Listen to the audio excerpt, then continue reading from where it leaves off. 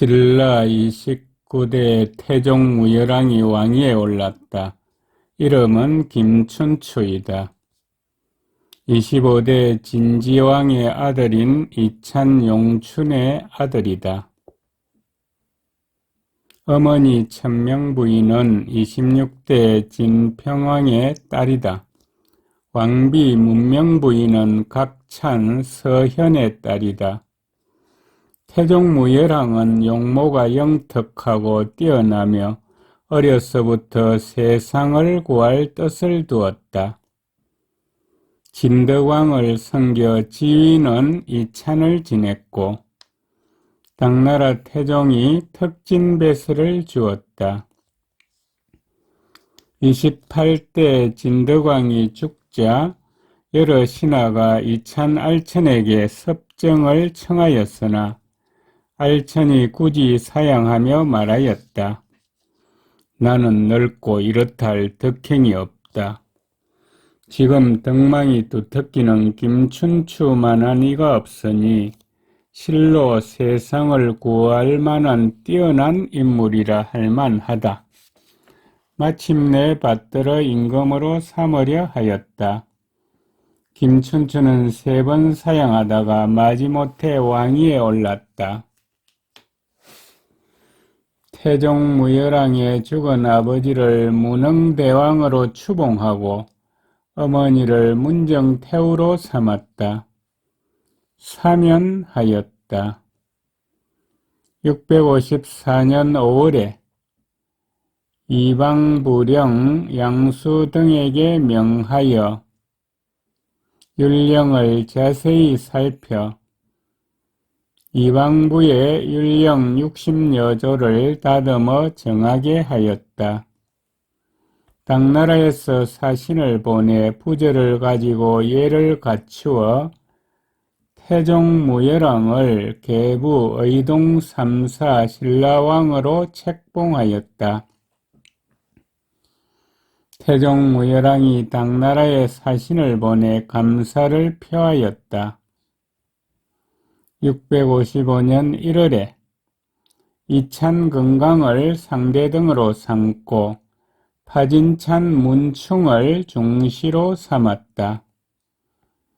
고구려가 백제 말갈과 더불어 군사를 연합하여 신라 북쪽 국경을 침략하여 33성을 빼앗았다. 태종무열왕이 당나라에 사신을 보내 도움을 청하였다. 655년 3월에 당나라가 영주도독 정명진과 좌우이중랑장 소정방을 보내 군사를 일으켜 고구려를 치도록 하였다.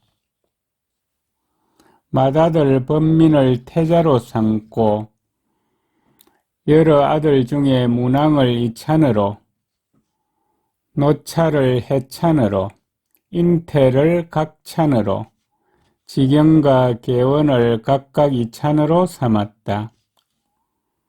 655년 10월에 우수주에서 흰사슴을 바쳤다.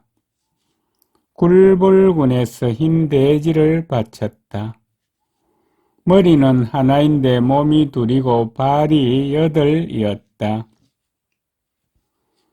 태종무열왕의 딸 지조를 대각찬 김유신에게 시집 보냈다.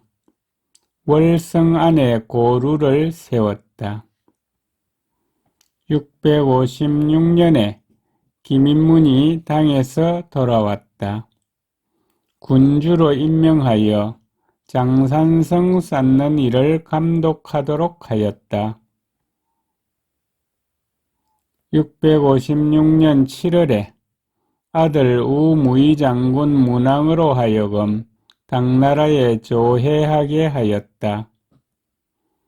657년 7월에 일성군에 큰 물이 나서 빠져 죽은 사람이 300여 명이었다. 동쪽 토암산의 땅이 불탔는데 3년 만에 꺼졌다. 흥륜사의 문이 저절로 무너졌다. 북쪽 바위가 무너지면서 부서져 쌀이 되었는데 그것을 먹어보니 창고의 묵은 쌀과 같았다. 658년 1월에 중시 문충의 벼슬을 바꾸어 이찬으로 삼고 문왕을 중시로 삼았다. 658년 3월에 태종무예랑은 하슬라의 땅이 말갈과 맞닿아 있으므로 사람이 편안하지 못하다고 여겨 경을 표지하여 주로 삼고 도덕을 두어 지키게 하였다. 또 실직을 북진으로 삼았다. 659년 4월에 백제가 자주 국경을 침략하므로 태종무예랑이 장차 그들을 치려고 당나라에 사신을 보내 군사를 청하였다. 659년 8월에 아찬 진주를 병부령으로 삼았다. 659년 9월에 하슬라주에서 흰새를 바쳤다. 공주 기군강에서 큰 물고기가 나와서 죽었다. 길이가 100자였는데 먹은 사람은 죽었다. 659년 10월에 태종무예랑이 조정에 앉아 당나라의 군사를 청하였으나 답이 없어 낯빛에 근심하는 모습이었다. 갑자기 어떤 사람이 태종무예랑 앞에 나타났다. 그는 죽은 신하인 장충과 파랑 같았다. 그가 말하였다. 나는 비록 백골이 되었으나 아직도 나라에 보답할 마음이 있다. 어제 당나라에 갔었는데 고종이 대장군 소정방 등에게 명하여 군사를 거느리고 660년 5월에 백제를 치려는 것을 알았다. 태종무예랑이 이처럼 애타게 기다리니 이렇게 알린다. 말을 마치자 사라졌다. 태종무예랑이 크게 놀라고 이상하게 여기어 장충과 파랑의 자손에게 두둑하게 상을 주고 담당 간청에 명하여 한산주에 장의사를 세워 명복을 빌게 하였다. 660년 1월에 상대등 건강이 죽었다. 이찬 김유신을 상대등으로 삼았다. 660년 3월에 당나라 고종이 자무의 대장군 소정방을 신구도 행군 대총관으로 삼고 김인문을 부대총관으로 삼아 자효의 장군 유배경 등 수군과 육군 13만 명을 거느리고 백제를 치게 하였다. 칙스로 태종무예랑을 의도 행군 총관으로 삼아 군사를 거느리고 그들을 성원하게 하였다. 660년 5월 26일에 태종무예랑이 유신, 진주, 천존 등과 더불어 군사를 거느리고 서울을 출발하였다. 660년 6월 18일에 남천정에 머물렀다. 소정방은 내주에서 출발하여 배가 꼬리를 물고 천리를 이어 항아의 흐름을 따라 동쪽으로 내려왔다. 660년 6월 21일에 태종무예랑이 태자 범민으로 하여금 병선 100척을 거느리고 덕물도에서 소정방을 맞이하게 하였다. 소정방이 태자 범민에게 말하였다. 나는 660년 7월 10일에 백제 남쪽에 이르러 태종무예랑의 군사와 만나 백제 의자왕의 도성을 무찔러 깨뜨리고자 한다. 태자 범민이 말하였다. 태종무열왕은 대군을 서서 기다리고 있다. 만약 소정방이 왔다는 것을 들으면 반드시 잠자리에서 아침을 먹고 올 것이다. 소정방이 기뻐하며 범민을 돌려보내 신라의 병마를 거두도록 하였다. 범민이 돌아와 소정방의 군세가 매우 성대하다고 말하였다. 태종무열왕이 기쁨을 이기지 못하였다. 또 태자와 대장군 김유신, 장군 품일과 험춘 등에게 명하여 정병 5만 명을 거느리고 응원하게 하였다. 태종무열왕은 금돌성에 머물렀다. 660년 7월 9일에 김유신 등이 황산벌판으로 진군하였다. 백제 장군 계백이 군사를 거느리고 와서 먼저 험한 곳을 차지하여 세 곳에 진을 치고 기다리고 있었다. 김유신 등은 군사를 세 갈래로 나누어 4번 싸웠으나 분리하여 군사들은 힘이 다하였다. 장군 험순이 아들 방굴에게 말하였다. 신하가 되어서는 충성만한 것이 없고 자식이 되어서는 효도만한 것이 없다. 위태로움을 보고 목숨을 바친다면 충성과 효도 2가지가 다 온전한 것이다. 방굴이 말하였다. 상과 명을 따르겠다. 곧 적진에 뛰어들어 힘껏 싸우다가 죽었다. 자장군 품일이 아들 관장을 불러 말 앞에 세우고 여러 장수들을 가리키며 말하였다. 내 아들의 나이가 겨우 16살이지만 의지와 기계가 잠옷 용감하다. 오늘의 싸움에서 3군의 모범이 될 수 있겠는가? 관장이 말하였다. 예. 갑옷을 입힌 말을 타고 창 한 자루를 들고 적진으로 달려갔다. 관장은 적에게 사로잡혀 산채로 계백에게 끌려갔다. 계백이 투구를 벗겨보고 나이가 어린데도 용감한 것을 아끼어 차마 해하지 못하고 탄식하며 말하였다. 신라에게 대적할 수 없겠다. 소년까지 오히려 이아갔거늘 하물며 장정이야 어떠하겠는가.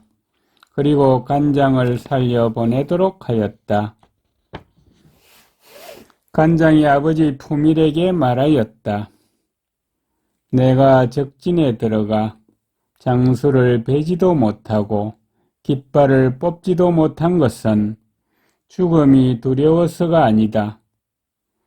말을 마치자 손으로 운물물을 움켜 마시고 다시 적진으로 가서 맹렬히 싸웠다.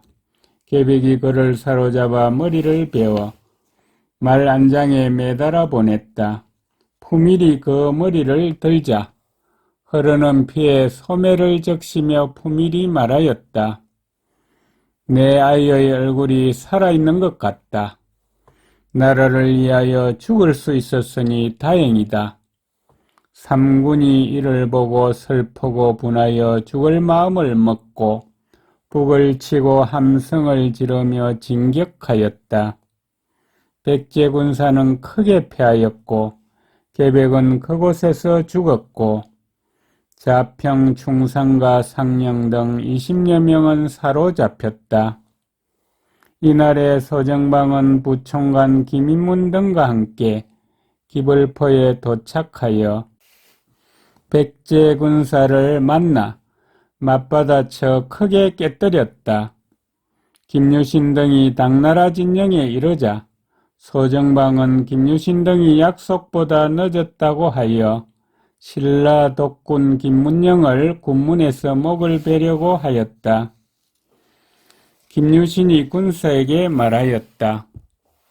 대장군이 황산 싸움을 보지도 않고 약속보다 늦은 것만 가지고 죄를 삼으려 한다. 나는 죄 없이 치욕을 당할 수 없으니 반드시 먼저 당나라 군사와 결전을 치른 후에 백제를 깨뜨리겠다. 이에 군문에서 도끼를 집어들었다. 그의 성난 머리털이 곤두서고 허리에 찬 보검이 칼집에서 저절로 튀어나왔다. 소정방의 우장 동보량이 발을 밟으며 말하였다. 신라군사가 장차 변란을 일으키려고 한다. 소정방이 곧 문영어제를 용서하였다. 백제 왕자가 자평각가로 하여금 당나라 장군에게 글을 보내어 군사를 물릴 것을 애걸하였다. 660년 7월 12일에 당가 신라 군사가 의자왕의 도성을 에워싸려고 소부리 벌판으로 나아갔다. 소정방이 꺼리는 바가 있어 전진하지 않았다. 김유신이 그를 달려 두 나라 군사가 용감히 네 길로 일제히 떨쳐 일어났다. 백제 왕자가 또 상자평을 시켜 많은 음식을 보냈으나 소정방이 거절하였다. 백제왕의 여러 아들이 몸소 자평 6명과 함께 앞에 나와 죄를 빌었으나 소정방은 이를 물리쳤다. 660년 7월 13일에 의자왕이 척근을 거느리고 밤을 타서 도망쳐 달아나 웅진성을 지켰다. 의자왕의 아들 융이 대자평 천복 등과 함께 나와 항복하였다. 범민이 융을 말 앞에 꿇어앉히고 얼굴에 침을 뱉으며 꾸짖었다. 예전에 너의 아비가 나의 누이를 억울하게 죽여 옥중에 파묻었다. 나로 하여금 20년 동안 마음이 아프고 머리가 아프게 하였다. 오늘 너의 목숨이 내 손안에 있다. 융은 땅에 엎드려 말이 없었다. 660년 7월 18일에 의자왕이 태자와 웅진방의 영군 등을 거느리고 웅진성에서 나와 항복하였다. 태종무열왕이 의자왕이 항복했다는 소식을 듣고 7월 29일에 금돌성으로부터 소부리성에 이르러 제감 천복을 보내 당나라에 알렸다. 660년 8월 2일에 주연을 크게 베풀어 장수와 병사를 위로하였다. 태종무열왕은 소정방과 여러 장수와 더불어 대청마루에 앉고 의자왕과 아들 융은 대청마루 아래 앉게 하였다. 가끔 의자왕에게 술을 따르게 하였다. 백제, 자평 등 여러 신하가 목이 메어 눈물을 흘리지 않는 이가 없었다. 이날 모척을 잡아 목을 베었다. 모척은 본디 신라 사람으로 백제로 도망가서 대야성의 금일과 함께 모의하여 성을 함락하였으므로 목을 베었다. 또한 금일을 잡아 죄를 따져가며 말하였다. 네가 대야성에서 모척과 모의하여 백제 군사를 끌어들이고 창고에 불을 질러 없애 성 안에 식량을 모자라게 하여 지도록 하였으니 그 죄가 첫 번째이다. 품석 부부를 핍박하여 죽였으니 그 죄가 두 번째이다. 백제와 더불어 신라를 공격하였으니 그 죄가 세 번째이다. 사지를 찢어 그 시체를 강물에 던졌다. 백제의 남은 적병은 남장성과 정현성을 지켰다. 또 자평 정무가 무리를 모아 두시원하게 진을 치고 당나라와 신라 사람을 노략질하였다.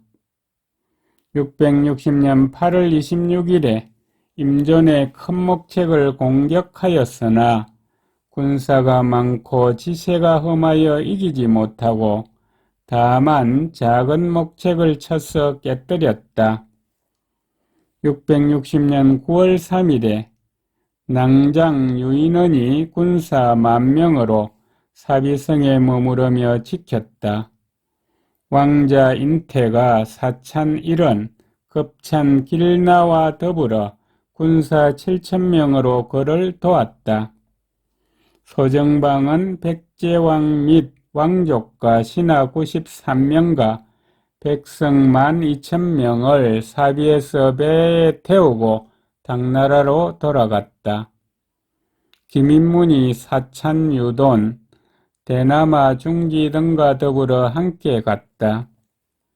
660년 9월 23일에 백제의 남은 적병이 사비성에 들어와 항복한 사람을 노락질하려 하였다. 유수 인원이 당나라와 신라인을 내보내 그들을 쳐서 쫓아내었다. 백제군은 물러나 사비성 남산에 올라 너댓군대에 목책을 세우고 진을 치고 기회를 엿보다 성읍을 노략질하였다. 백제인이 배반하여 그들에게 호응한 성이 20여 곳이었다. 당나라 고종이 자의중랑장 왕문도를 보내 웅진도독으로 삼았다. 660년 9월 28일에 왕문도가 3년 산성에 이르러 조서를 전하였다. 문도는 동쪽을 향하여 서고 대왕은 서쪽을 향하여 섰다. 조서를 전한 후에 문도가 태종무열왕에게 당나라 고종의 예물을 주려다가 갑자기 병이 나서 곧 죽었다. 따라온 사람이 대신하여 일을 마쳤다.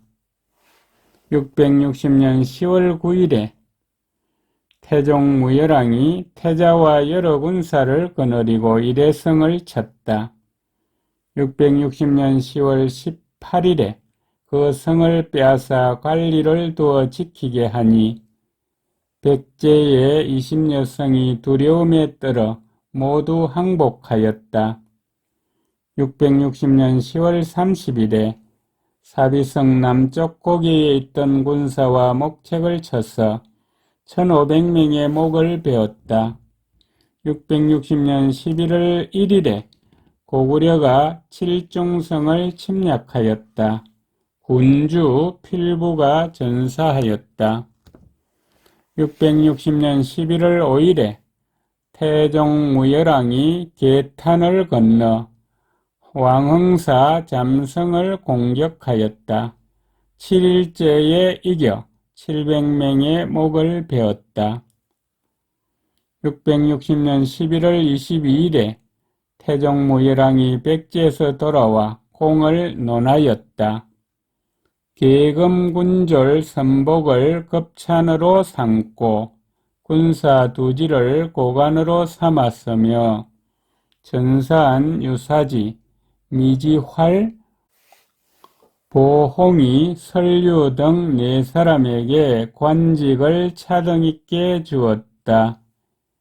백제 사람도 모두 재능을 헤아려 임용하였다.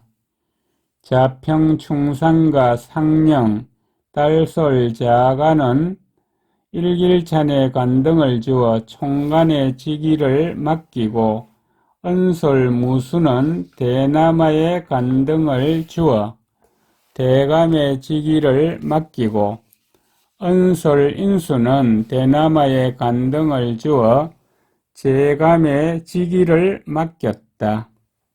661년 2월에 백제의 남은 적이 사비성을 공격해왔다.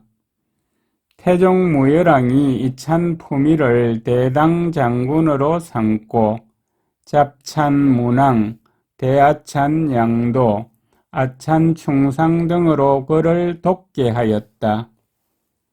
잡찬문충을 상주장군으로 삼고 아찬진왕으로 그를 돕게 하였다. 아찬의복을 하주장군으로, 무훌, 욱천 등을 남천대감으로, 문품을 서당장군으로, 의강을 낭당장군으로 삼아 사비성을 구원하게 하였다. 661년 3월 5일에 도중에 이르러 푸밀이 희하의 군사를 나누어 두량윤성 남쪽에 먼저 가서 진영을 만들 땅을 살펴보게 하였다. 백제인은 진영이 정리되지 않은 것을 바라보고 갑자기 나와 뜻밖의 급습을 하였다. 신라 군사가 놀라 패하여 달아났다. 661년 3월 12일에 대군이 고사비성 밖에 와서 진을 치고 두량윤성으로 나아가 공격하였다. 한 달 여새가 되도록 이기지 못하였다.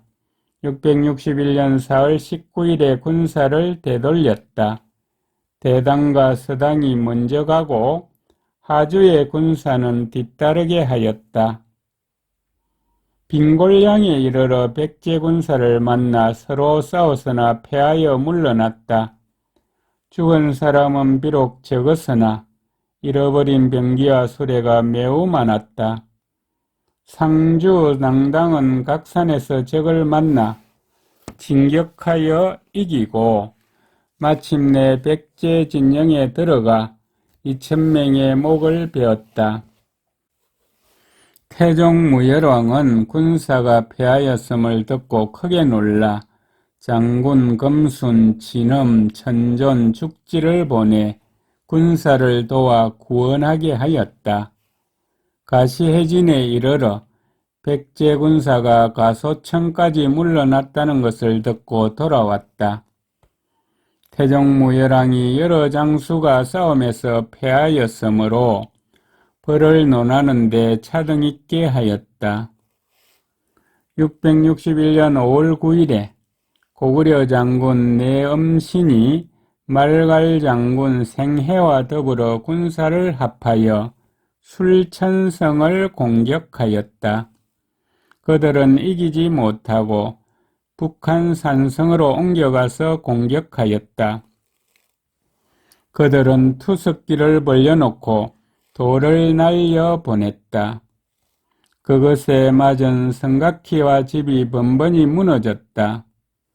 성주인 대사 동타천이 사람을 시켜 마름새를 성 밖으로 던져 놓아 사람과 말이 다니지 못하게 하고 또 안양사 창고를 헐어 그 제목을 실어다가 성에 무너진 곳마다 적시망루를 만들었다. 밧줄을 그물같이 얽어 마소의 가죽과 소못을 걸어놓고 그 안에 세뇌를 설치하여 성을 지켰다. 이때 성 안에는 단지 남녀 2,800명 뿐이었는데 성주 동타천은 어린이와 약자를 능히 격려하여 강대한 고구려와 맞서 싸우기를 20여일이나 하였다. 그러나 식량이 떨어지고 힘이 다하여 지극한 정성으로 하늘에 빌었다. 갑자기 큰 별이 저거 진영에 떨어지고 또 우레가 치고 비가 내리며 천지가 진동하였다. 고구려가 두려워하여 포위를 풀고 물러갔다. 태종무열왕이 동타천을 가상하게 여기어 관등을 대나마로 올려주었다. 압독주를 대야에 옮기고 아찬종종을 도독으로 삼았다. 661년 6월에 대관사 우물물이 피가 되고 금마군 땅에 피가 흘러 너비가 5걸음이 되었다. 신라 29대 태종무열왕이 죽었다. 시호를 무열이라 하고 영경사 북쪽에 장사 지냈다. 태종이라는 시호를 올렸다. 당나라 고종이 부고를 듣고 낙성문에서 애도식을 거행하였다.